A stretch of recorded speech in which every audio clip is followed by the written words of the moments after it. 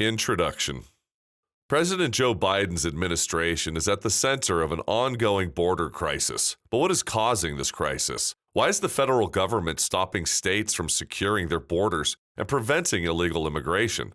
The American people deserve answers. To uncover the truth, I researched United Nations operations in Latin America, specifically targeting the Darien Gap on the Pan American Highway.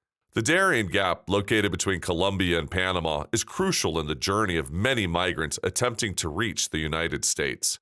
The crisis overwhelmed what once was a secure border area, like the San Diego border wall. According to Customs and Border Protection statistics, around 7.2 million illegal immigrants have entered the United States. Under the Biden administration, why is this crisis being exacerbated? Why are state law enforcement officials being prevented from deporting illegal immigrants?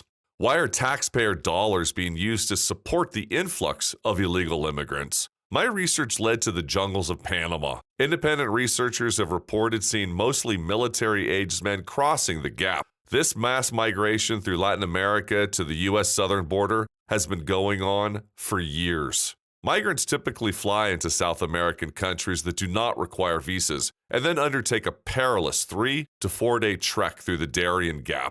They have long used this route because it precludes invasion by land from the south. Once in Panama, they travel by bus, paying $60 per ticket, and wait to cross into Mexico. Most migrants are from Colombia, with 1,000 to 1,200 people crossing daily, totaling nearly 10,000 per week. The journey through the Darien Gap is fraught with danger. Migrants face threats from the cartel, including robbery, rape, and even death. Children and families are especially vulnerable. My research revealed horrific conditions, with dead bodies, sick children, and rampant violence.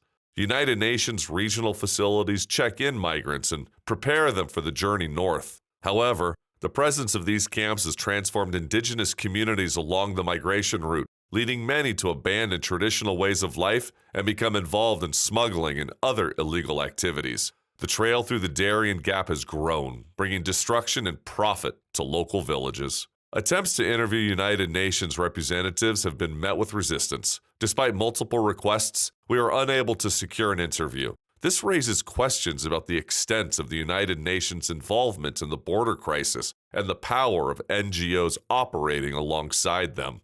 NGOs and international organizations have created incentives for migrants by facilitating their journey through Panama. As the Panamanian Attorney General noted, these actions often violate local laws. Panama signed the Global Compact for Migration to make migration safe, organized, and regular. However, current conditions in Panama fail to meet these principles. When Panama attempts to crack down on cartels and secure its borders, it faces lawsuits from international organizations and negative press coverage. This highlights the complex and dangerous journey migrants undertake to reach the United States. It also exposes international organizations' significant roles and challenges